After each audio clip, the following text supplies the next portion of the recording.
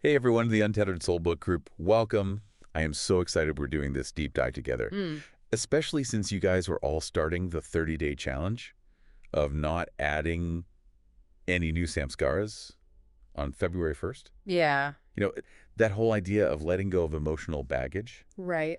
like decluttering, It's powerful, yeah. it's a powerful challenge.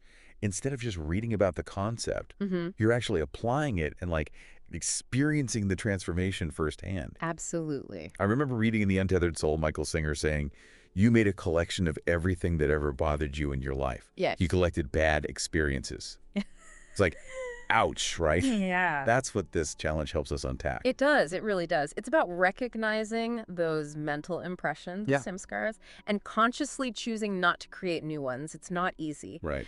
But the benefits mentioned in the UTS group post, feeling lighter, less reactive, more present, those are worth aiming for, don't you think? Yeah, absolutely. It's like becoming the Marie Kondo of our minds. Yeah. Tidying up all that emotional clutter. So tell me, where do we even begin with something like this? Well, the challenge, it's structured around 2 daily practices, a morning reset and an evening unwind. Okay. Both are about 15 minutes each. Okay, so walk me through the morning reset. What does that look like? So you start your day with a clear intention. It's almost like making a declaration. Today, I'm not going to create any new negative samskaras. Yeah. You can even say it out loud. Wow. The UTS group post suggests this affirmation. Okay. It's going to be a great day no matter what happens. I'm in Wow. here noticing the show. So it's like setting the tone for the whole day, right? Reminding yourself that you're in control of your inner state. Yeah. But, I mean, let's be realistic, stuff happens. How do you deal with the inevitable triggers that pop up throughout the day? That's where it gets really interesting. Okay. You approach the day with a sense of playful awareness, like you're playing a game. Notice your reactions to situations. When you feel yourself getting hooked by negativity, consciously choose to let it go. Right. The post also suggests using affirmations like, I can handle this, to build that inner resilience. So it's not about suppressing emotions altogether, but more about becoming the observer, right? Noticing those reactions without getting swept away by them. Precisely. The more we observe, the less we react automatically. And then there's the evening unwind, which is all about reflection and release. So you're saying we should take 15 minutes each evening to debrief, to kind of process the day. Exactly. Ask yourself, what triggered me today? Did I hold on to any negativity? And if the answer is yes, you've got some tools to help you let go. Okay. There's the zoom out technique where you use the vastness of the universe to shift your perspective. Wait, what? You mean like looking up at the stars and feeling small? Exactly. Imagine, the universe is 13.8 billion years old. Wow. We're on this tiny blue planet and suddenly our worries don't seem so big anymore, right? Wow, I actually get that. It puts things in perspective. What's the other technique for letting go? It's called let go. Okay. And it uses deep, conscious breathing to release tension. The UTS group post suggests focusing on any sensations in the heart area. Notice any disturbances you feel, and just breathe into them, accepting those sensations, letting them pass through. You know, it's interesting how breathwork keeps coming up. It's such a simple tool, yet it seems so powerful in helping us regulate our emotions. It really is. Our breath is this incredible bridge between our inner world and the outer world. Okay, so we've got the morning reset, the evening unwind, these tools for letting go. What else is important in this 30-day challenge? One thing that really resonated with me in the podcast episode was Michael Singer's discussion about transcending the need for external validation. Oh yeah, that really hit home for me too. It's so easy to get caught up in needing everyone to like us or approve of us. It is, and that's where the challenge really gets us thinking differently. Singer points out how so much of what we experience from others actually stems from their own internal patterns, their own samskaras. It's not even about us. Right. I remember that powerful analogy he used, something about how people are actually accepting or rejecting themselves, not you. He talked about how someone might be reminded of a past girlfriend by your hair, and their reaction to you is based on their baggage, not who you actually are. That is so liberating. It takes so much pressure off, doesn't it? It does. True freedom comes from letting go of the need to please everyone and focusing on our own inner state. Like Michael Singer says, it doesn't make any difference when people think about you. It matters who you are. That is so powerful. And I think it ties into this whole concept of self-acceptance, which the challenge also emphasizes. Absolutely. When we accept ourselves, we no longer need that external validation. Okay, so we've got the morning reset, evening unwind, letting go of external validation. What else should we be focusing on during this challenge? Michael Singer also introduces this fascinating concept of the mind's immune system. I'm intrigued. Tell me more about that. He suggests that our minds, just like our bodies, have a natural ability to heal and release stored negativity. Wait, so it's not just about stopping the inflow of new samskaras, it's also about letting the old ones surface and clear out. Exactly. Think of it this way. If you stop adding to the pile of emotional baggage, your mind can finally start cleaning house. But there's a catch, and it's a big one. Uh-oh, a catch. I knew there had to be a catch. Well, it can get really uncomfortable. As the mind detoxes, old emotions, even those from childhood, might resurface. Oh, wow. You mean like those deep-buried memories we've been avoiding for years? Exactly. Singer even warns us about this, saying you might even find yourself, like, as a 65-year-old crying over a blankie from your childhood. Okay, that's both hilarious and kind of terrifying. Yeah. So how do we navigate that kind of emotional roller coaster? With self-compassion and acceptance. Yeah. The post really emphasizes this. Breathe through it. Trust the process of release. Remember that you are not your emotions. You are the awareness observing them. Right. It's like that saying, feel it to heal it. We're not trying to fight or suppress those feelings, but rather create space for them to move through. Exactly. The post even suggests repeating the affirmation, I love myself, to cultivate that inner connection. Self-compassion, self-love. Yeah. It's like we're learning to be our own best friend throughout this process. That's a great way to put it. And there's one more element to highlight. Okay, I'm all ears. Michael Singer also talks about working with our lower self with compassion and awareness. Ah, right, that part of us that gets scared, reactive, and wants to hold on to all those negative samskaras. Exactly. He uses this powerful phrase, raise the self with self, not trample it down. It's not about fighting that part of us, but understanding it. He even suggests saying, you apologize to it, you help it up. It's about integrating those shadow parts of ourselves, not trying to banish them. That's such a beautiful way to look at it, extending a hand of friendship to those parts of ourselves that are hurting. It is, and by doing so, we create a more harmonious inner landscape. I'm already feeling inspired just talking about all this. This is deep stuff, but it's so rich. Yeah. I love how it all connects back to this idea of transcendence that we were talking about earlier. It does. By releasing those old samskaras and cultivating a deeper connection with ourselves, we can experience that inner peace and freedom that Michael Singer describes. This deep dive has been so helpful already. I feel like I have a much clearer understanding of this challenge now. I'm glad to hear that. Remember, it's not about perfection, but about consistent effort. You're absolutely right. It's a journey of self-discovery. It is. And don't forget, you have an amazing support system in the Facebook group. So true. We're all in this together. Welcome back to our deep dive into the 30-day challenge. You know, I'm already feeling a shift just from talking about all this. That's the power of awareness, isn't it? Yeah. Even just contemplating these concepts can start to create change. So true. Okay, before the break, we were talking about some pretty profound stuff. The morning reset, the evening unwind, letting go of that need for external validation. And how liberating it can be to recognize that other people's reactions are often more about their own baggage than about us. Exactly. It's like Michael Singer says in the podcast episode, they're accepting or rejecting themselves. People are not accepting or rejecting you. That's such a key insight for navigating this challenge. It's so easy to personalize other people's words or actions. Yeah.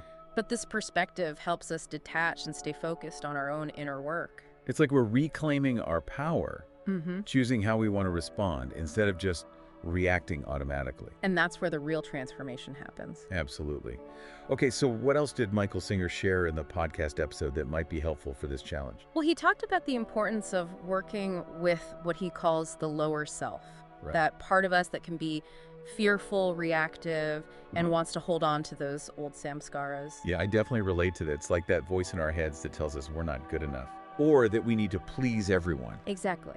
But instead of trying to suppress or deny that part of ourselves, Singer encourages us to approach it with compassion and awareness.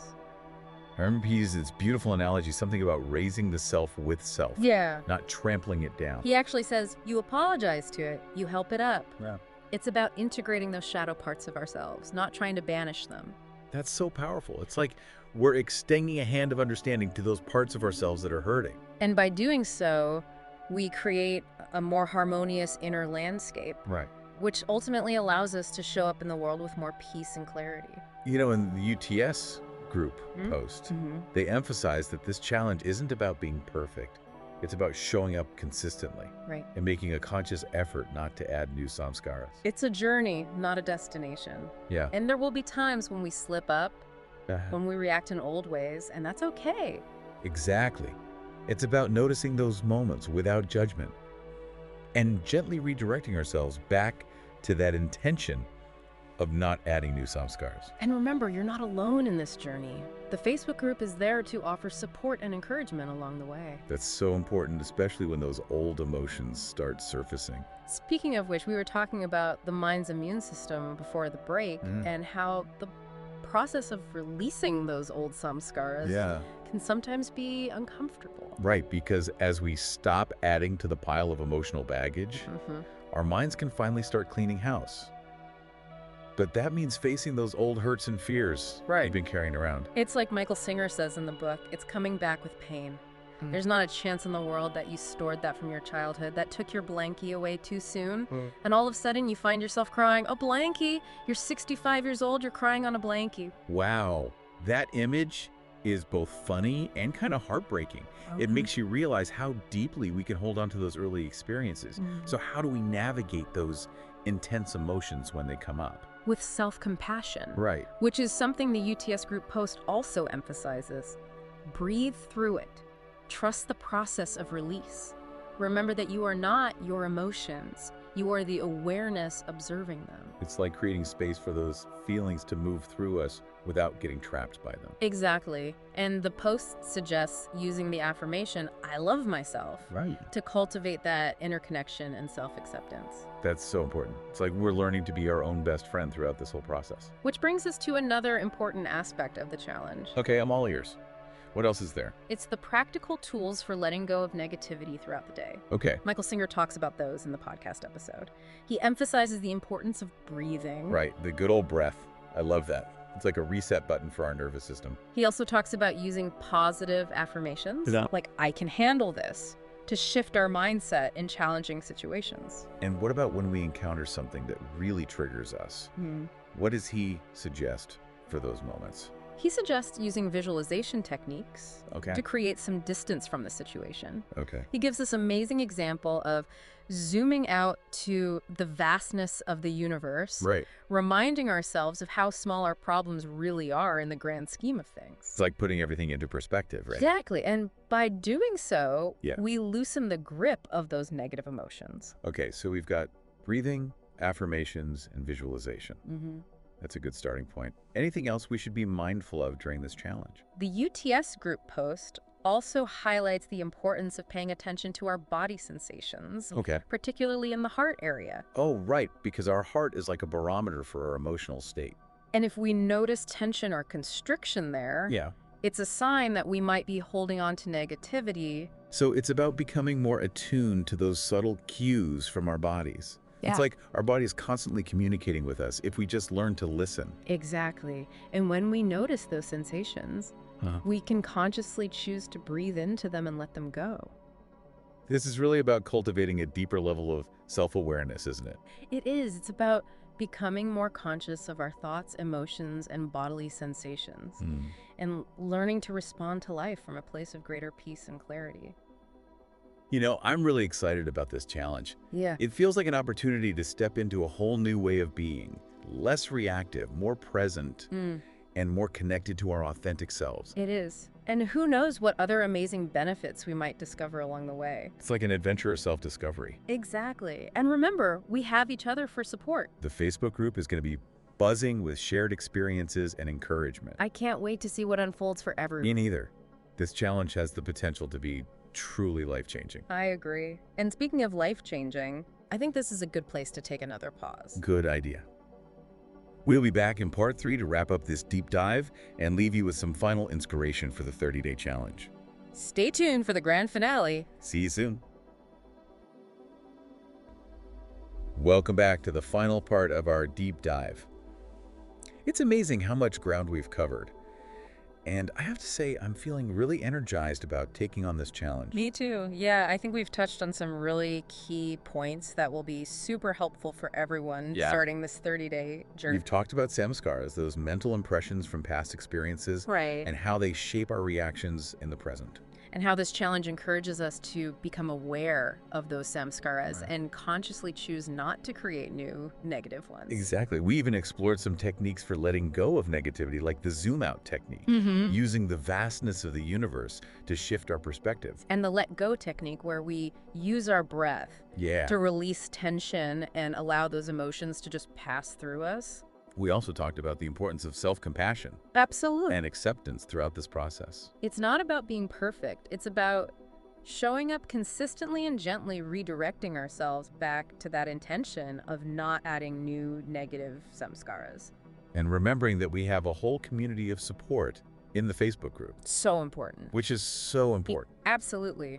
Sharing our experiences and encouraging each other can make a huge difference. You know, one thing that really stuck with me from the podcast episode was Michael Singer's message about transcending the need for external validation. That's a powerful one. Remember what he said. It doesn't make any difference when people think about you. It matters who you are. It's so liberating. Isn't it? It's like we can finally let go of trying to please everyone and just be our authentic selves. And that's where true freedom lies. It's about aligning with our own inner compass, regardless of what others think or say. We even talked about working with our lower self. Right. That part of us that can be fearful and reactive, and how to approach it with compassion instead of judgment. Like Singer says, raise the self with self, not trample it down. It's about integrating those shadow parts of ourselves, not trying to banish them. And through that process of self-acceptance and integration, we create a more harmonious inner landscape. And from that place of inner peace, we can experience the world in a whole new way. You know, the UTS group post also mentioned something really beautiful. They said this challenge isn't just about 30 days. It's about discovering a whole new way of being. Less baggage, more freedom. More peace, more joy. More you. Exactly. And who knows what other amazing gifts await us on the other side. As Michael Singer reminds us, we've got to find our way back to the garden where you found your way back. Every one of you can find your way back. So good. So what does this all mean for you? This challenge isn't just about 30 days. It's about a journey back to that inner garden, a place of peace and wholeness. It's about letting go of the old stories and creating space for something new to blossom. Good luck on your journey, everyone, and I can't wait to hear about your discoveries.